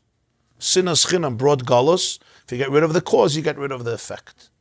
So you just say, instead of sinas chinam, you have to have avas chinam. What's called avas chinam? Avas chinam means you love even when you have every excuse not to. You still love. Because if you have excuses not to, it's not avas chinam. It makes sense. Sinas chinam means you hate even when you don't have a good reason to hate. Yeah, you hate. Why not? If I can hate you, why should I love you? Avas chinam is the exact opposite. So let's see what happens here. All the wealth lay in the hands of the Jewish people for more than a half a millennium, more than 500 years, until the time of Rechavam, who was the son of Shlomo, who becomes a king in the year 2964. By the way, the years that I'm going to be discussing are all based on Seder Hadoros. The Gemara doesn't give the years, but it's based on Seder Hadoros, the famous history book from Rabbi Chiel Halperin.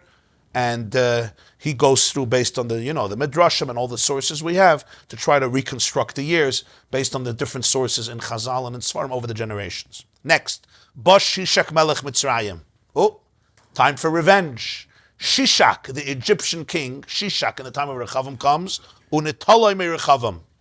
He declares war and he takes the money from Rechavam. Shenemar, we have a pasuk for this. Pasuk says in Malachim Aleph chapter 14. Vayhi b'shana hachamishis lamelech Rechavam. It's the 5th year since the reign of the king Rechavam. Allah Shishak Melech Mitzrayim Yerushalayim. Shishak, the king of Egypt, ascends, declares war on Jerusalem.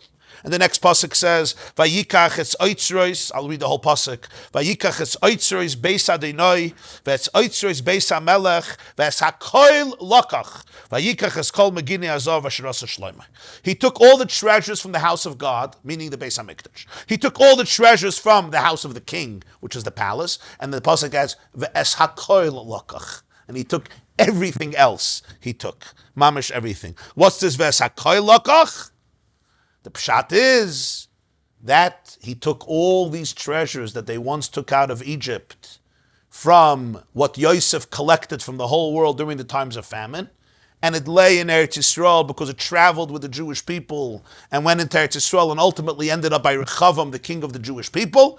Shishak now takes it all back with him when he declares a successful campaign against Rechavam during the 5th year of Rechavam's reign. So the Klei Yakar on the pasuk says that the Gemara is learning this out from the word es hakoil lakach. He took everything.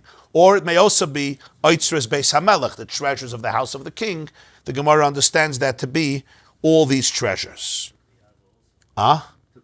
He took the love. He took the love. He took the love back, yeah. I thought Mitzrayim was depleted to the point that it became a lesser power. How is it possible for it to attack? Only in the days of Nebuchadnezzar, hundreds of years later, would Egypt cease to be as an empire. Yes, they rebuilt themselves up, yeah. There would be a day, Yecheskel Hanavi prophesies as the Haftarah of Parshas Ve'era, that Egypt will become desolate. But at this point, Egypt was still powerful. So this war is described actually in the Navi. Now the Gemara describes another war that's not described in the Navi, but it's part of a tradition. As the Rashbam tells us about this whole history, the Rashbam says some of these things are psukim and some of these things are just tradition, what we call Gemara tradition. Okay, so we go to the next piece. Ba Zerach Melech Kush. Zerach, the king of Ethiopia. Did I translate Kush correctly? That's what he says, Ethiopia. What does he say? Kush. Okay. Zerach, the king of Kush, which is sometimes translated as Ethiopia, but he was the king of a country called Kush, comes unetoloi mishishak. He declares war on Egypt. So now Ethiopia stole all the wealth from Egypt. Next, Ba'asa.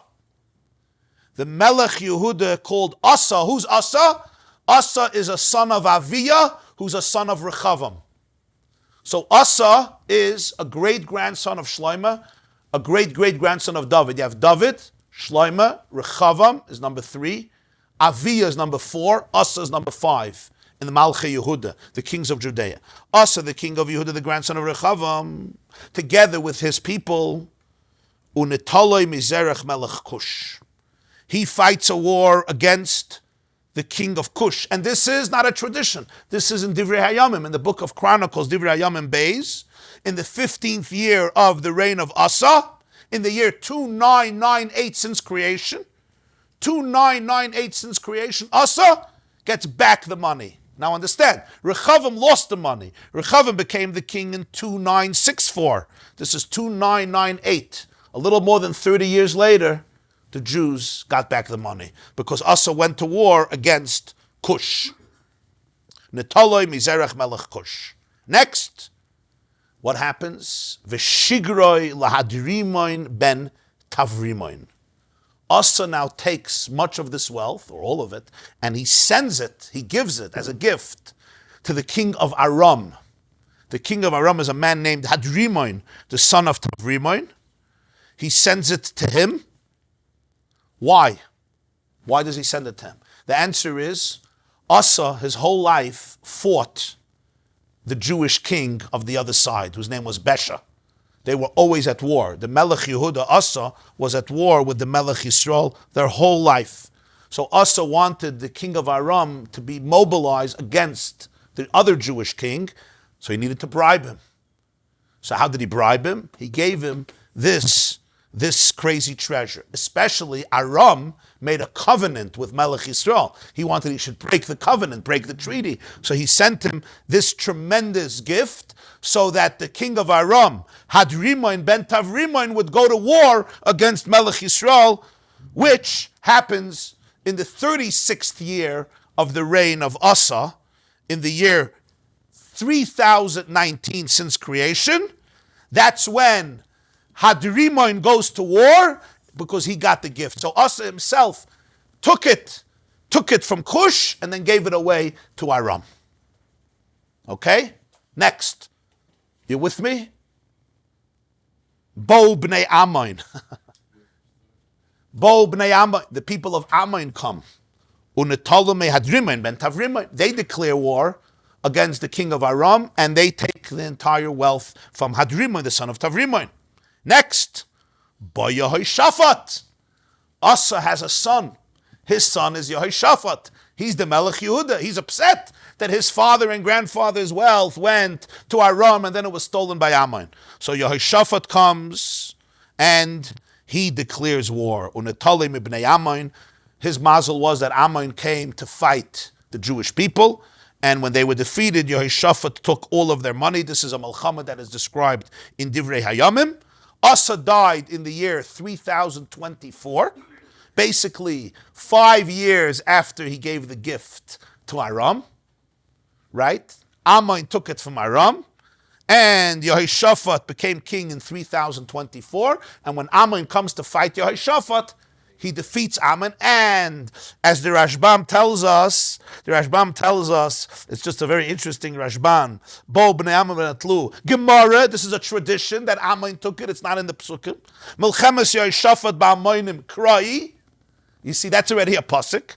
Derech harishonim lahavi ginzein imam b'malachtam k'dei sheyamashech libam acher mamonim v'lo yivrechu k'shein minutzachin hanoitzchin noitlim mamonim. The way of the ancient kings was they took all their treasures to war, in order to attract the soldiers. They shouldn't leave the front because look what's at stake. And if they lost, the enemy got all these treasures. That's how Yehoshaphat got it from Ammon. What the Rashbam is trying to say is Yehoshaphat didn't go to Ammon's territory and take the money. Ammon brought it to the Jewish territory, so it was a no-brainer to take back your treasure. Next. Munach ad Achaz. Now it remains in the hands of Yehuda, the hands of the Jewish people, the Malchei Yehuda, for a long time until the generation of Achaz. Achaz is the son of another king whose name is Yosam, and he becomes a king in the year 3183 since creation. So you have to understand, Yehoshaphat became a king in 3024. So now the Jewish people have the treasure for more than 150 years, all the way from Yehoshaphat till the king Achaz.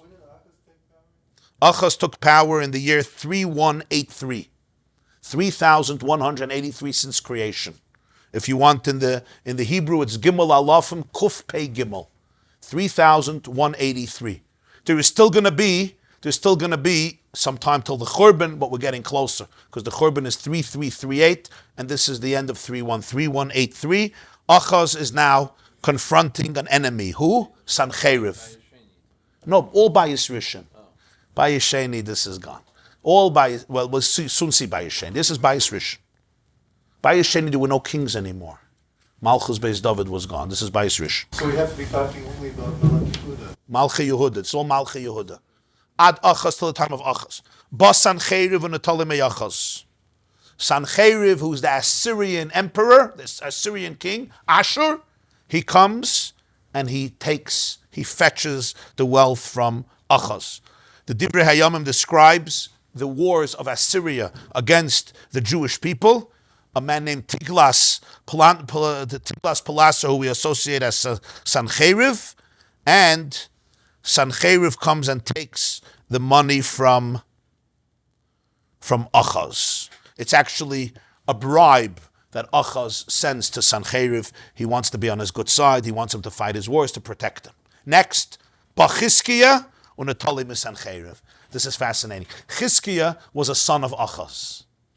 Chizkiah takes it all back from Sancheriv. Why? Sancheriv comes to war. Sancheriv exiles the 10 tribes, and he comes to war against Yehuda. He makes a siege on Yerushalayim. In the famous epidemic and plague, the first night of Pesach, 150,000 troops of Sancheriv die.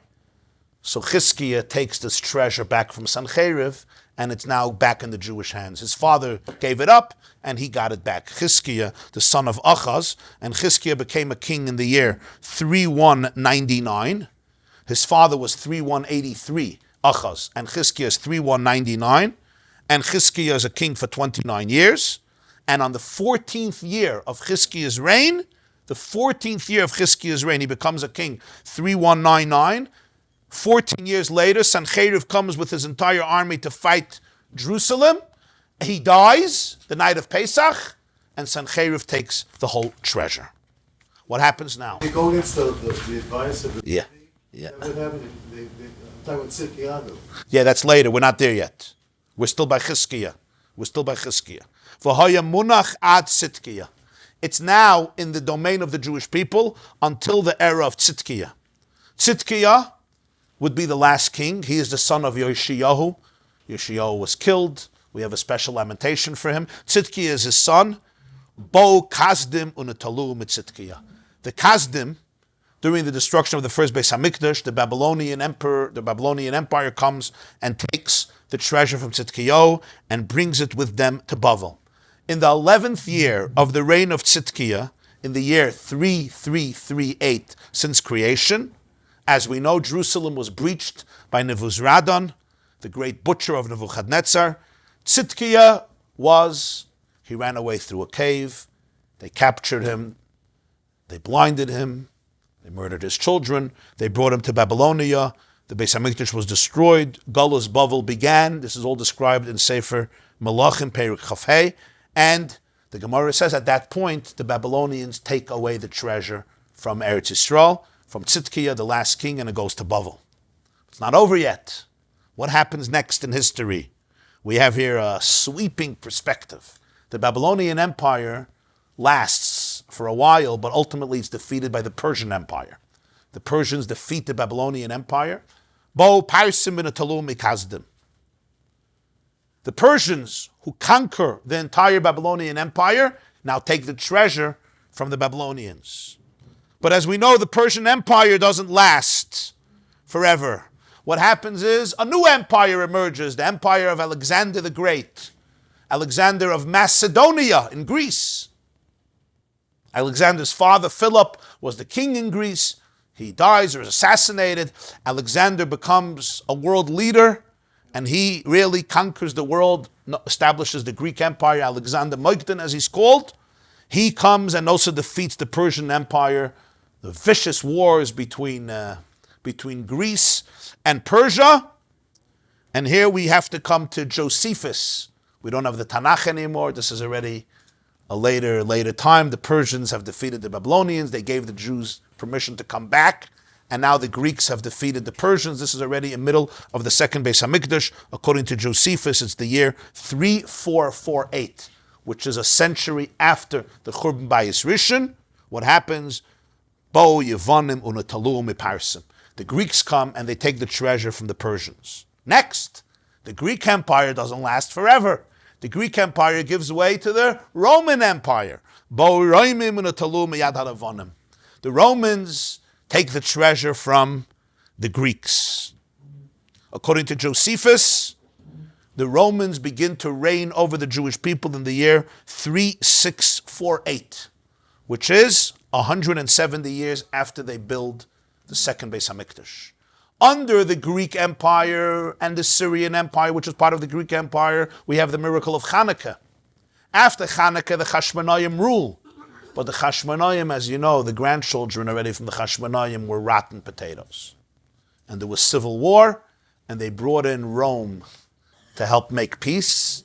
And you know, it's like when a cat and a dog are fighting and they bring in the bear to make peace, and the bear smells the steak.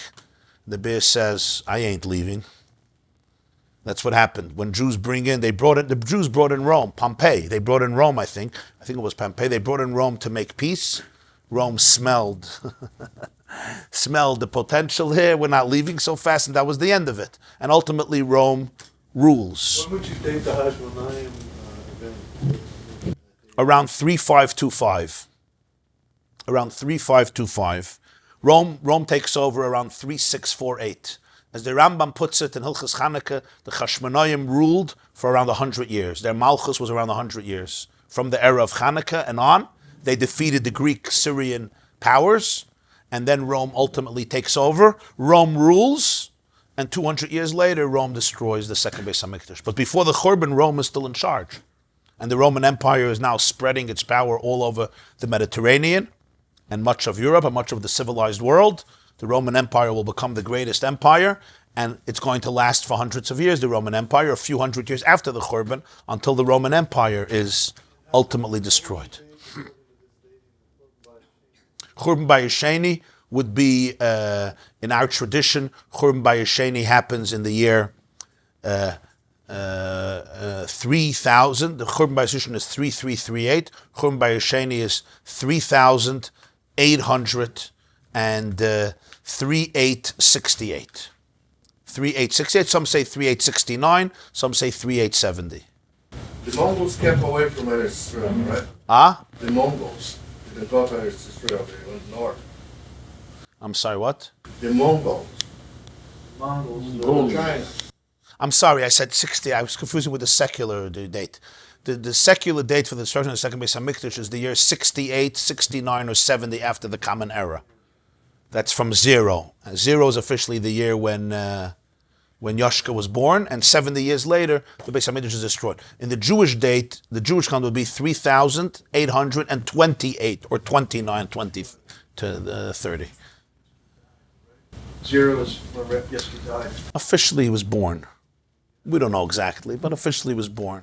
He died around 36 years later, and then the Churban happened a few decades later. If that's all accurate, whatever. These things are heavily disputed, and historians are always debating and revising with new theories and new theories. Okay, so here we have the picture. So now what happens? The Romans come and take the treasure from the Greeks.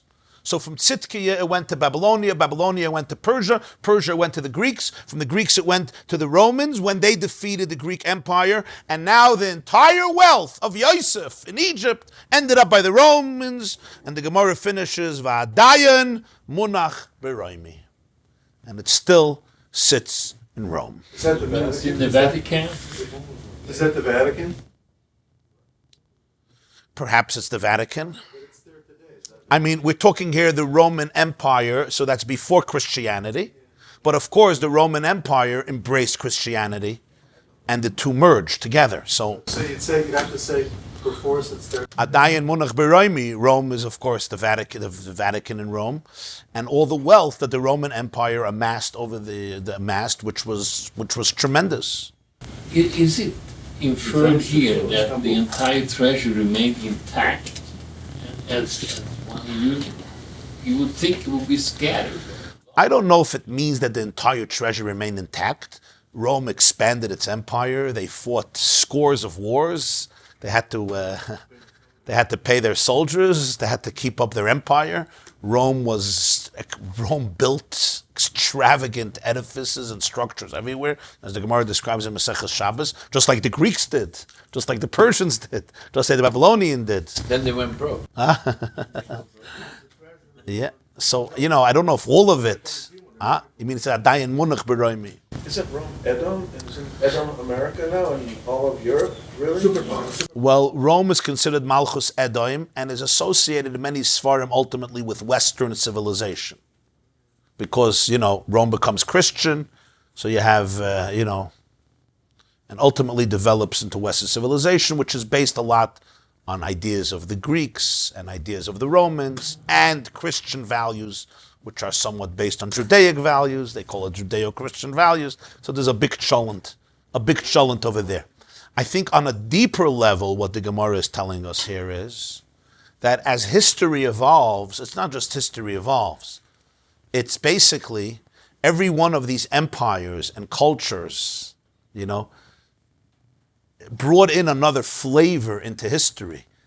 They brought in new tests and challenges, new nisyonis, new ideas, new good things and new bad things.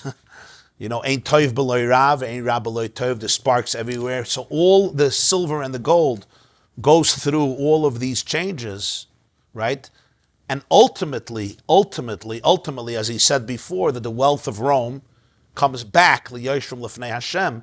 It's not just there's a geula at the end of Galus, it's that the geula redefines Galus, it transforms Galus. In other words, it takes all these treasures from them, because each one of them contributes something. The treasure has to go through these processes, and all of these sparks ultimately become part of the legacy of Kedusha, which has to transform all the darkness into the light, the shuruk into the segel.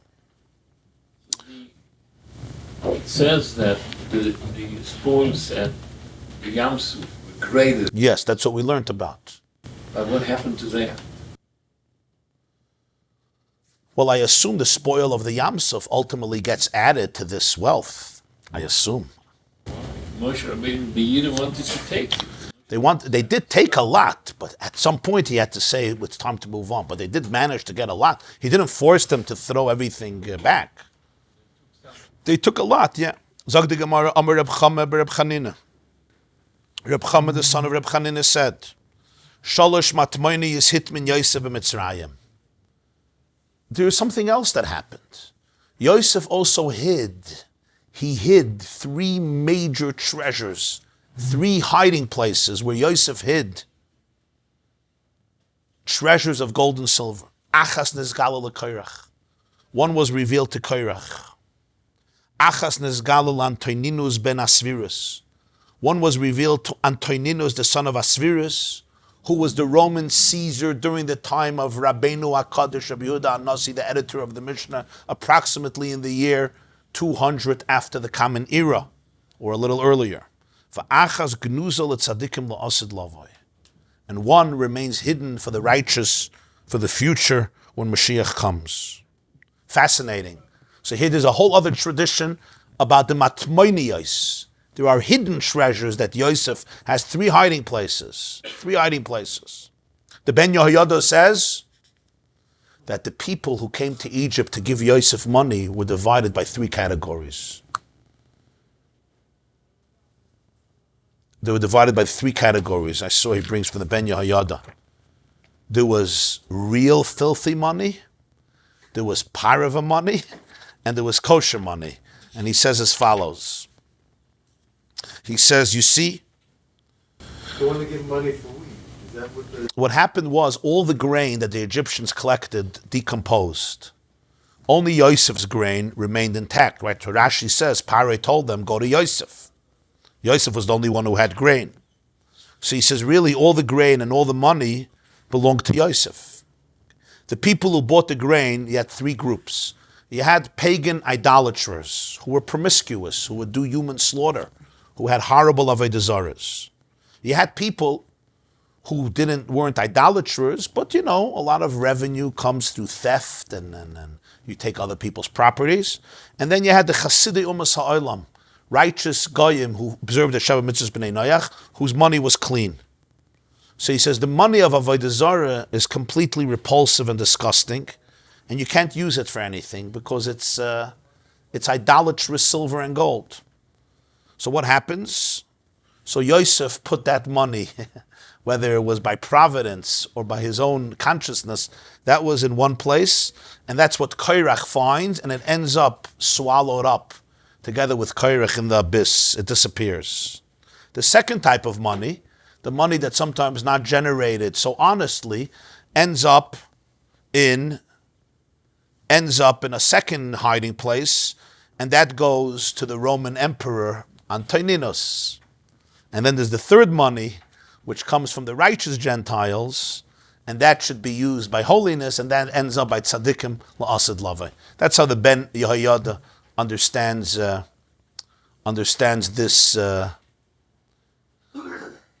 this division.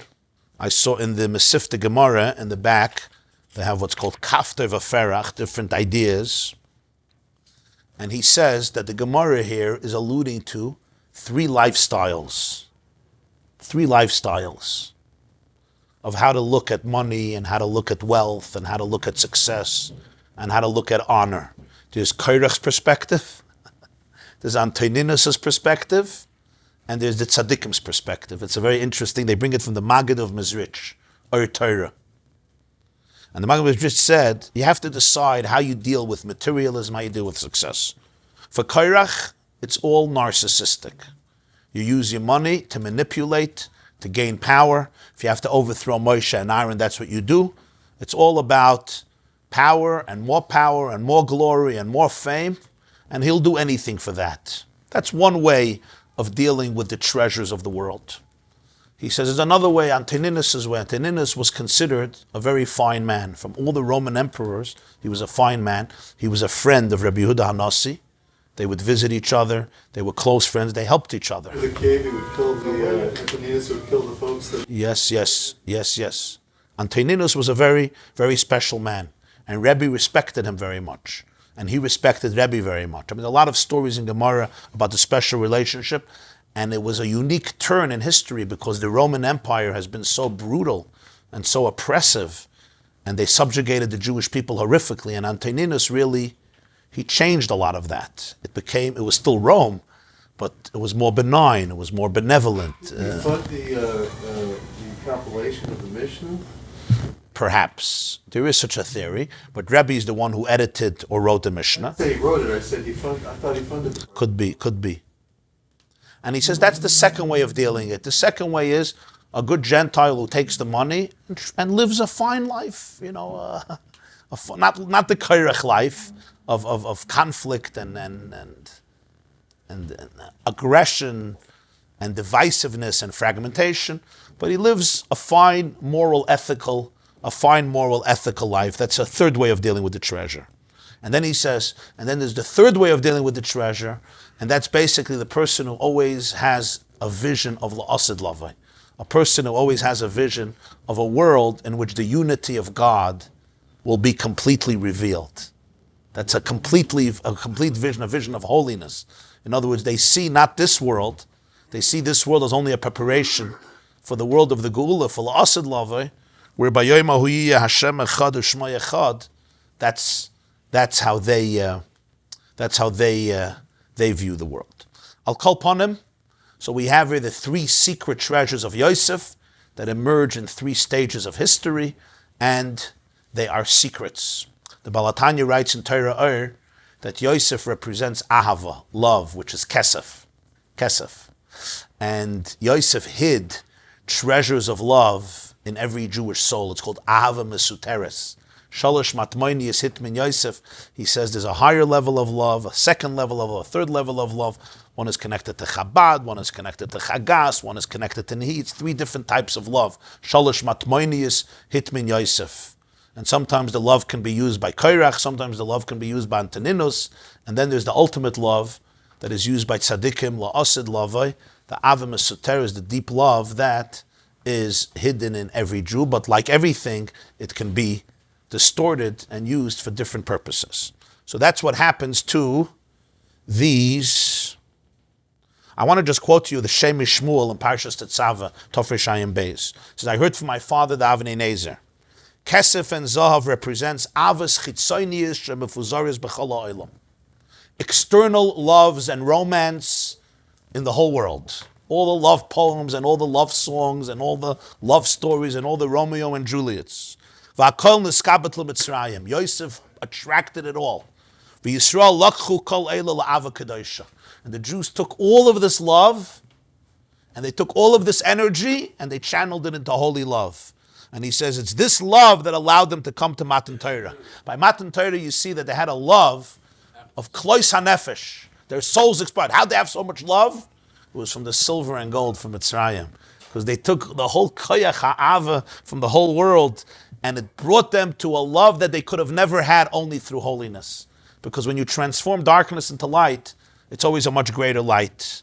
By the Mishkan, it says, Toichai Ratzuf Ahava. In Shehashirim, right? The bed is made of gold and the inside is filled with silver. It's all from the love that was scattered in the whole world, as the Zohar says, that light must come from the transformation of darkness. He says if it wouldn't have been there, this love could have never been so powerful.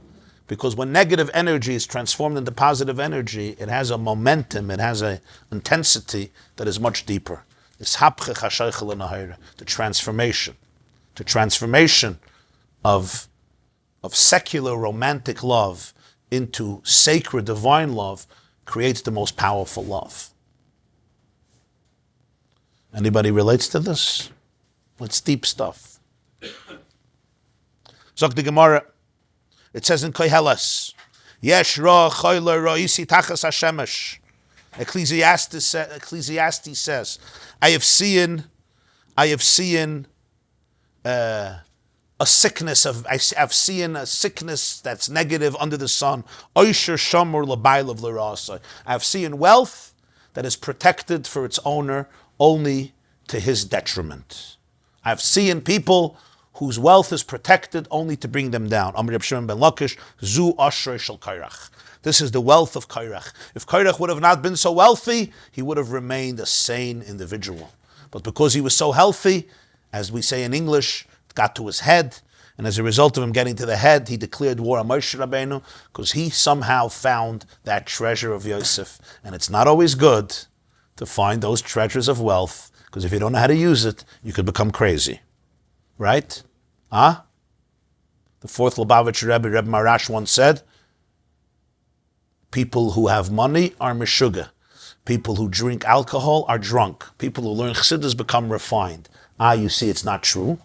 There's people who drink and are not drunk. There are people who are wealthy and they're not meshuga. People who learn chassidus are not refined. It's because they don't have enough of it.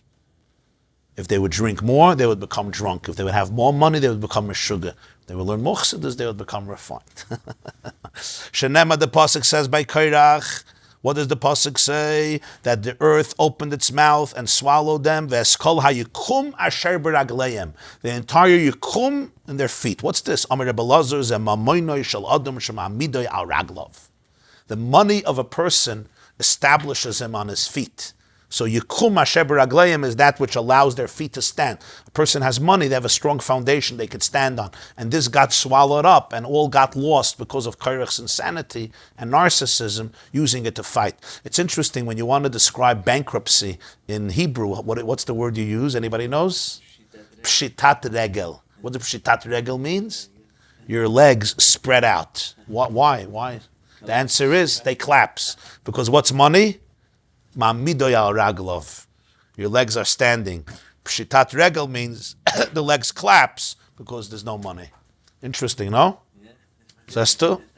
Now you know why it's called Pshitat Regel. You should never know it from experience, only the concept of Pshitat Regel. Aber Reb Levi said, Masoi, Shalosh Meyes Prodois Levonis Hoyum Avteches Beis Gnozov Shel Kairach. Do you understand what he's saying? The keys to the treasure houses of Kairach were carried by 300 white mules. The keys, that was the burden. The burden was so heavy, it had to be loaded on 300 white mules, the keys to enter into the treasure houses of Kairach. V'chulu aklidi uklipi de gilda.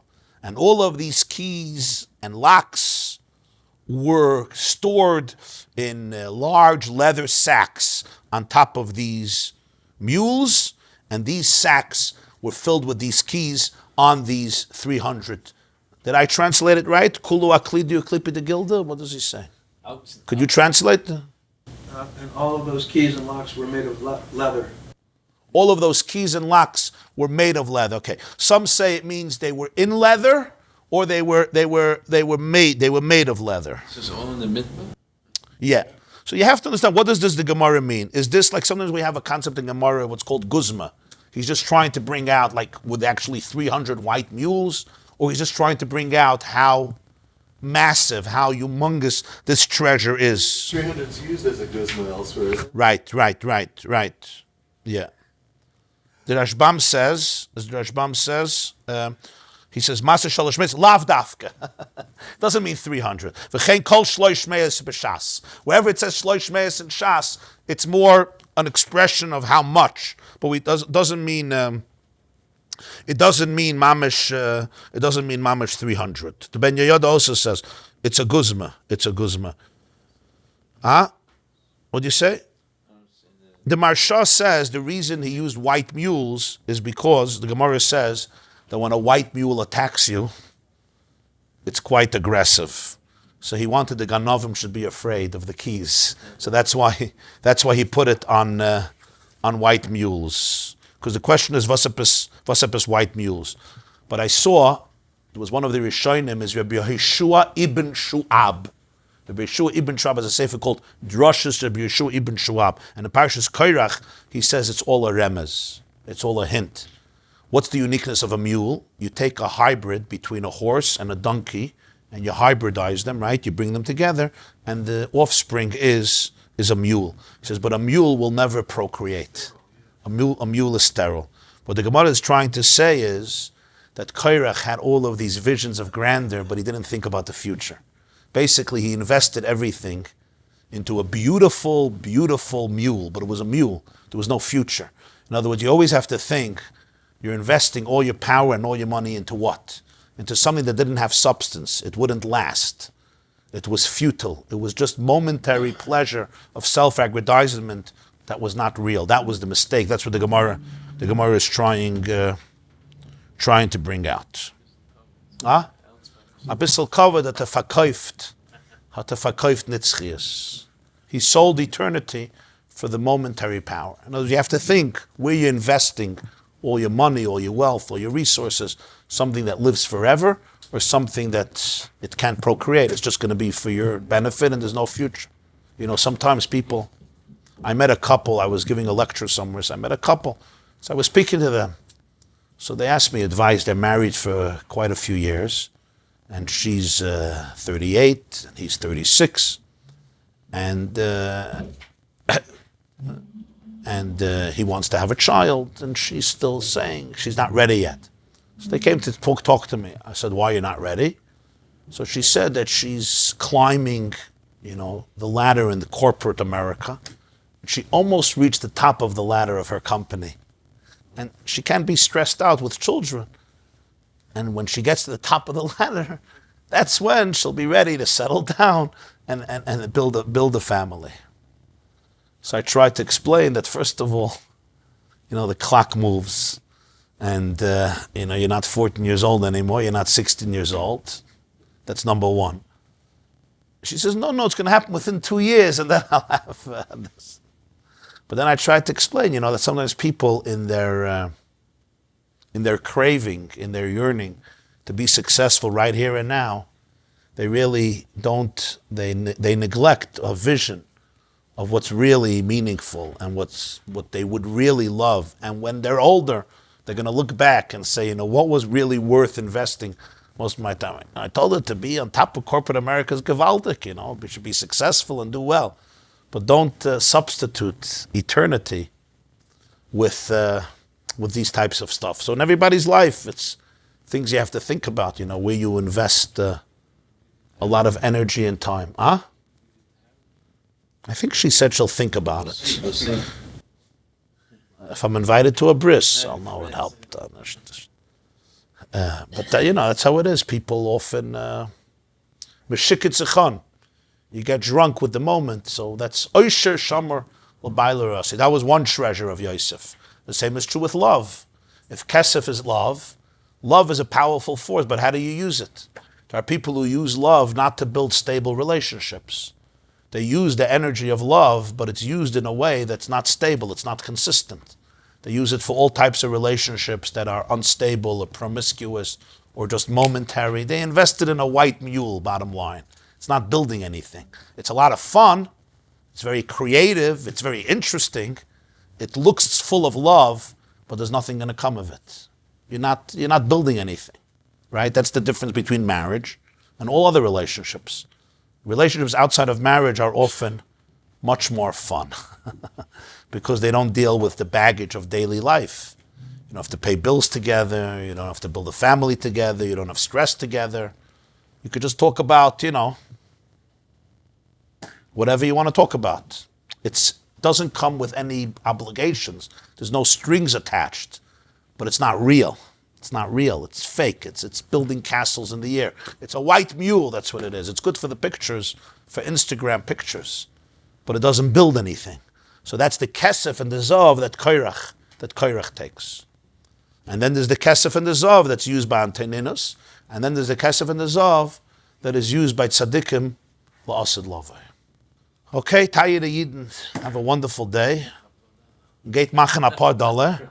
And use the money for good stuff. And don't put the keys on white mules. Instead, bring the keys here. If you want, I'll hold your keys. There was a Rav who once got up in Shul. He says, Rebbe, Chevre, we discovered a big hole in the roof of the synagogue. Huge, huge. There's good news and bad news. The good news is I have all the money to fix it. The bad news is the money is in your pockets. The Panovich Rav Kahneman, Zechrein Levracha, Rabbi Yosef Shlomo Kahneman was a Panovich Rav. So he once got up at a dinner, at the end of a dinner. And these dinners schlepped with speeches. And he said a good word. He says, Alle Redner bis ich haben geredet wegen Teure. Aber was haben sie gemeint? Sie haben gemeint Geld. Every speaker spoke about Teure, Parshas, mit Teure, mit Gemaras, but all they were thinking about was money. Ich gehe reden wegen Geld, aber was meine ich? Ich meine Teure. I'm going to speak about money, but what do I mean? I mean Teure. Ganz gut, huh? Alle haben geredet wegen Teure, sie haben gemeint Geld. Ich gehe reden wegen Geld und ich meine Teure. This class is brought to you by theyeshiva.net. Please help us continue the classes. Make even a small contribution at www.theyeshiva.net/donate.